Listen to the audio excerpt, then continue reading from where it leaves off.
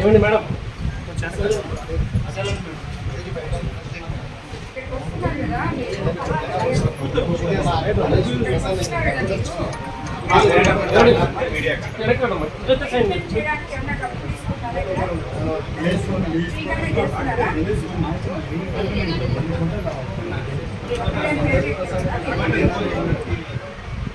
చేయాల్సిన పని లేదు. గవర్నమెంట్ హాస్పిటల్ సరేనా, అందరూ బాగా చూసుకోవాలి, బాగా చేయాలి.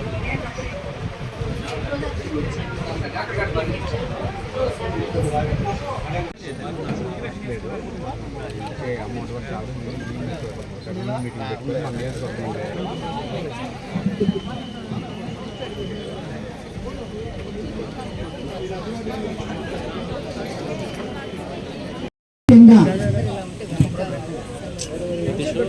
పిహెచ్సి ఇనమడుగు పిహెచ్సికి ఈరోజు రావడం జరిగింది. ముందుగా ఇక్కడ ప్రజలకి అందుబాటులో ఉన్న డాక్టర్లు, టెక్నీషియన్లు, అదేవిధంగా స్టాఫ్, అదేవిధంగా సిస్టర్స్ అండ్ ఇక్కడికి పేషెంట్లను తీసుకొచ్చే ఆశా వర్కర్లు, ఏఎన్ఎంఎల్లు, అదేవిధంగా ఇక్కడికి ఇచ్చేసిన తెలుగుదేశం నాయకులు, కార్యకర్తలు, బీజేపీ నాయకులు, కార్యకర్తలు, జన సైనికులకి అందరికీ మొట్టమొదటి ఈ హాస్పిటల్కి నాతో కలిసి వచ్చి ఇంత శ్రద్ధ తీసుకున్నందుకు మీకు అందరికీ ధన్యవాదాలు తెలుపుకుంటున్నాను.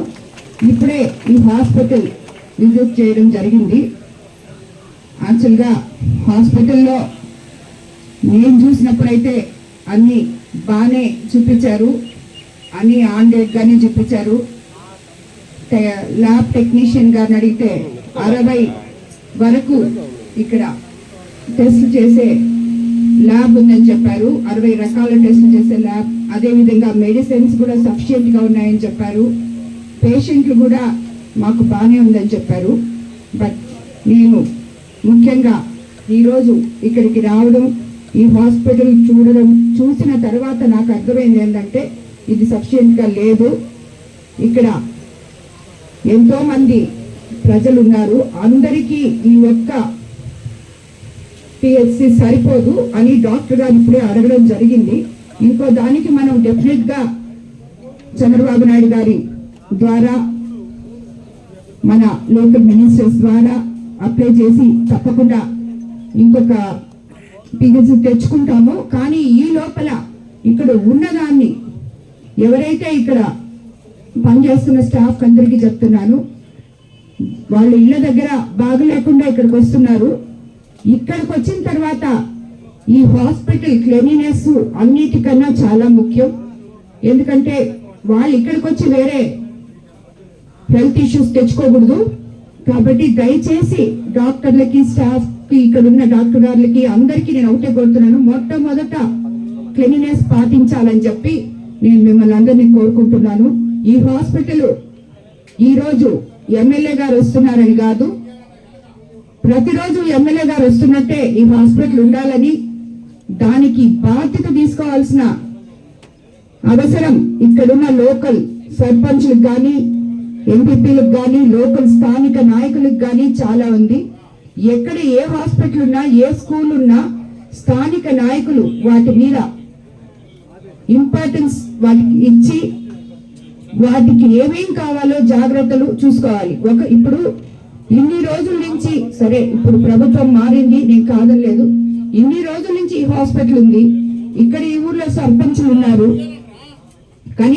కనీస వసతులు, మౌలిక సదుపాయాలు ఇక్కడ పనిచేసే డాక్టర్లకు కానీ సిస్టర్స్ కానీ ఎవరికి కనీసం టాయిలెట్స్ కూడా లేవు ఇక్కడ. అవి కూడా ఏర్పాటు చేయకుండా ఎందుకు ఇలా వదిలేశారు అని నేను అడుగుతున్నాను. బట్ నేనైతే రాబోయే రోజుల్లో తప్పకుండా మీకు తగు సౌకర్యాలు ఈ హాస్పిటల్లో ఏర్పాటు చేస్తాను. అదేవిధంగా ఇంకో పిహెచ్సి కూడా మీరు అందరూ అడిగినట్టు నేను తప్పకుండా మీకు ఏర్పాటు చేస్తాను అతి త్వరలోనే. కానీ ఇక్కడ ఉన్న వాళ్ళు మాత్రం మీ బాధ్యత మర్చిపోవద్దు. ప్రజలు నిస్సహాయ స్థితిలో వాళ్ళకి బాగలేని టైంలో మన దగ్గరకు వస్తారు కాబట్టి వాళ్ళని ప్రేమతో మీరందరూ చూడాలని చెప్పి కూడా నేను కోరుకుంటున్నాను. అదేవిధంగా 2022-23 ఆర్థిక సంవత్సరంలో రాష్ట్ర వ్యాప్తంగా ఆరోగ్య విభాగానికి దాదాపు 16,000 కోట్లు బడ్జెట్ కేటాయించారు. అందులో మెడిసిన్ ఇచ్చినట్లు గణాంకాలు చెప్తున్నారు.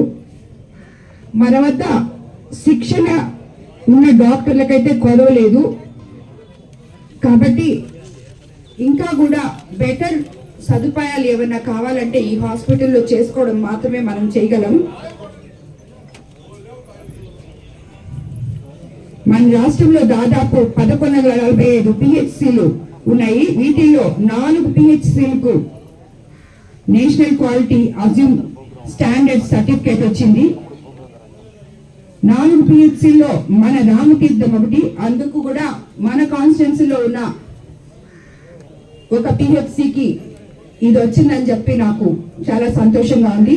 ఇక్కడ కూడా రాబోయే రోజుల్లో కోవూరులో, ఇనమడుగులో ప్రతి మండలంలో ఉన్న పిహెచ్సిలు అదే స్థానానికి చేరాలని చెప్పి నేను ఇక్కడ ఉన్న సిబ్బందిని, డాక్టర్ గారిని, లోకల్ స్థానిక నాయకుల్ని అందరినీ కోరుకుంటున్నాను.